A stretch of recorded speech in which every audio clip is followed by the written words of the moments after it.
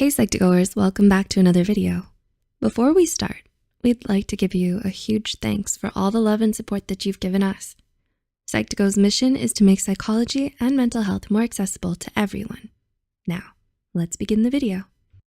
Attachment theory describes the different ways people can act in relationships.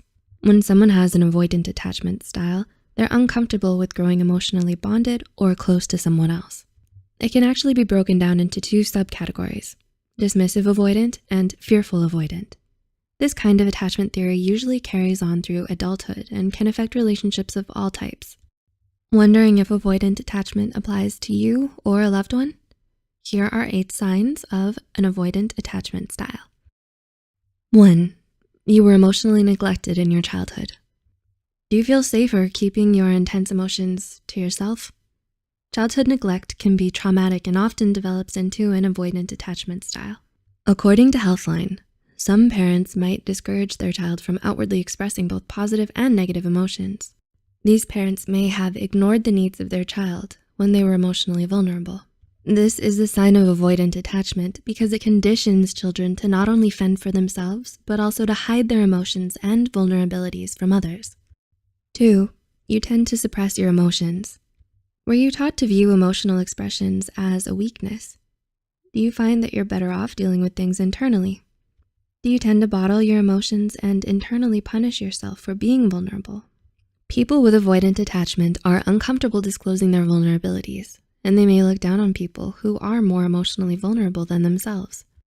3, you have trouble dealing with emotional intimacy. Do you have difficulty with emotional expression in relationships? Do you keep conversations on a comfortable surface level or take extended periods of me time? When you have an avoidant attachment style, you shy away from emotional closeness, afraid to reveal too much about yourself. You struggle with not wanting to need others for anything. In relationships, this emotional distance can make other people confused, angry, and they might even take it personally. But the truth is, it's actually a defense mechanism for you. 4, you have extreme boundaries. Do you have very specific, firm, and strict boundaries? This can go as far as restricting the amount of time you spend with others or refusing to share about certain parts of your life. We do want to emphasize that there's absolutely nothing wrong with boundaries. Having healthy boundaries is essential in maintaining healthy relationships. However, people who have excessive boundaries may appear distant or closed off. 5, you have shallow relationships. You like to keep relationships at a shallow level, whether it be romantic or platonic. In a romantic relationship, you may refuse to meet your partner's family or avoid topics and situations that would turn the relationship into a more serious one. In a platonic relationship, you may refuse to go into emotional depth about yourself or have long conversations or see others that often. 6, strong independence. Are you extremely independent and self-focused? Did you have to fend for yourself at an early age? Do you secretly look down on people who depend on others? Independence by itself isn't a bad thing. As children grow, they should be increasingly more comfortable with making decisions on their own. However, when children are forced to become independent too early due to neglect, they may develop a strong need to always solve problems on their own, rather than having developed a healthy level of self-sufficiency. 7, you have trust issues. Did you get the proper attention and care you deserved as a child? If not, it's logical that you'd have a hard time trusting others throughout your life.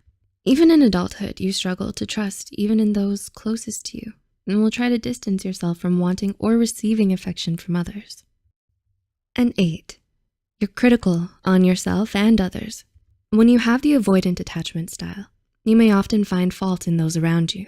And this is more associated with a dismissive avoidant attachment style. According to Joyce Catlett, MA, from Psych Alive, the trauma that most commonly associated with this attachment style empowers the mind's inner critical voice so much that it actually overshadows their inner positive voice. As a result, it's easier for you to identify faults within yourself and others compared to the positive qualities. We hope you enjoyed learning about the signs of avoidant attachment style. Did you recognize any of these signs in yourself or any of your loved ones? If you found this video helpful, be sure to like and share it with those you think might benefit from it. Don't forget to hit the subscribe button for more Psych2Go content. and the references and studies used in this video are added in the description below. Thanks for watching, and we'll see you soon.